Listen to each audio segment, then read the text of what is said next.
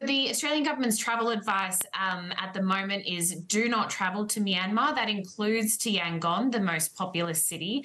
And that's because of the ongoing violence and conflict and civil war that's erupted there since the military seized power in a coup in February of 2021.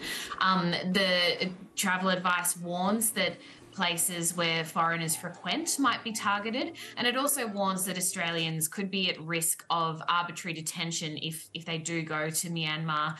A very high-profile Australian, Sean Turnell, was arbitrarily detained in Myanmar for 650 days. And when we asked him about what he thought of this soccer team going to the country where he was incarcerated, I think he was a bit baffled by that and wondered if they knew what they were getting into. He thought it was unwise, both for the players' safety, but also politically as well. And when we spoke to experts about why it might be unwise politically for an Australian team to go there, they said that the military junta is quite desperate to legitimise their rule and their takeover, and that having a team from Australia go over to play might play into their propaganda and might risk legitimising the military junta's rule there. So in the light of all of that, why did this Australian team decide to go and play there? Well, from what we understand, the Department of Foreign Affairs and Trade did reiterate their travel advice to this team and to Football Australia prior to the trip. The team, the Macarthur Bulls, were not able to say much to us, apart from that they are bound by the rules and regulations of the football bodies that they're part of and the rules of this particular competition, the AFC Cup. However, Football Australia did elaborate. They told us that they had actually requested to move the match to a neutral location in light of that travel advice from the Australian government. Football Australia told us that they offered to cover the costs of that move. However, that was rejected.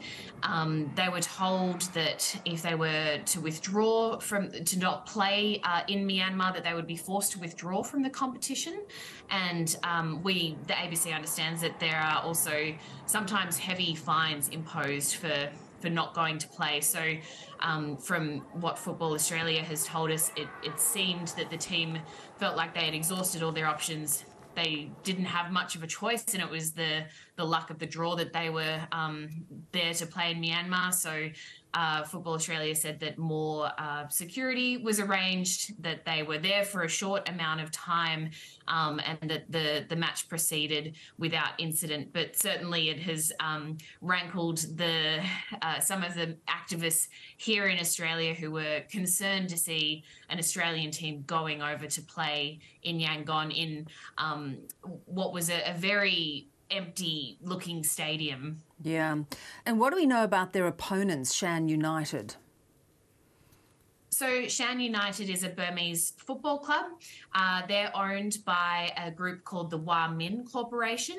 And what we can see from documents from the Myanmar Investment Commission is that the Hua Min Corporation has developed property on land that is owned by the Ministry of Defence.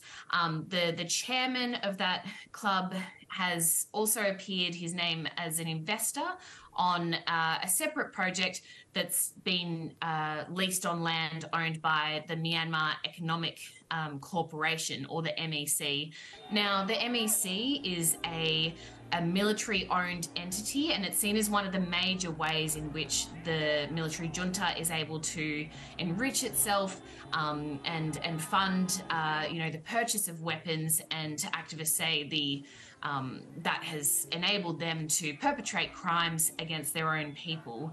The MEC has been sanctioned by the Australian government since February this year, and the Ministry of Defence has also been sanctioned by the US government since the middle of this year as well. We should say that those documents that we've seen were last updated in 2018 and 2019, so it's not clear if the payments to those military-controlled groups have continued post-sanctions and post the coup. However, that historical link exists, and we've also seen Hua Min's chairman, who's the owner of the club, sitting alongside the junta leader Min Aung Hlaing in a photograph from 2019, looking pretty cozy. So there are concerns about Shan United's ownership. There's an activist group called Justice for Myanmar, and they are certainly concerned about those military ties to the football club. We've also spoken to Chris Sidoti, an expert who was part of the UN fact-finding mission on Myanmar, and he wasn't able to comment specifically on this football club or the corporation, but he was saying in general that this kind of a company would not be able to operate so profitably in Myanmar at the moment without a hand-in-glove cooperation with the military. Yeah, which sort of brings us to really why, Myanmar is even allowed to participate in this league and, what activists now want to see. What activists would really like to see now is that Australia could impose more sanctions on individuals and also on financial institutions. Specifically, what the activists in Australia here are calling for is that the Shan United players be rejected visas. There's due to be an AFC Cup game held here in Australia between Macarthur and Shan United. That's slated for the end of November. So the activists are saying, look, given the potential military connections and given potential outcry from the Burmese community here, they think that those visas should be denied. Now, the Department of Home Affairs has said that they will look at visas on a case-by-case basis. Really great reporting, Erin. Thanks so much for your time. Thanks for having me, Bev.